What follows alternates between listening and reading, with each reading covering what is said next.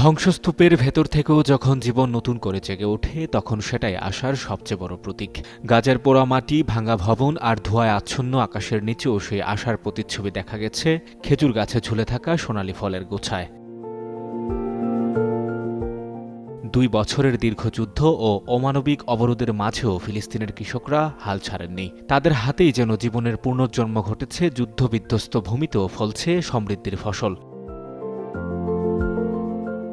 চলতি কৃষি মৌসুমে গাজায় প্রায় ২৫,৩০০ টন খেজুর উৎপাদিত হয়েছে। গত বছরের ২২,০০০ টনের তুলনায় যা এক বিশাল সাফল্য। মাঠে এখন শ্রমিকেরা মই বেয়ে খেজুর তুলছেন, অনেক ফল সাদা কাপড়ে মোড়ানো, পাশে চলছে ধ্বংসাবশেষ সরানোর কাজ। তবুও জীবন থেমে নেই, কৃষিকাজও নয়। ফিলিস্তিনের খেজুর উৎপাদন মূল্যায়ন কমিটি জানিয়েছে, গাজায় ৮৯৩টি খেজুর বাগানে মোট ৩,৫১,০০০ গাছের মধ্যে ৩,২২,০০০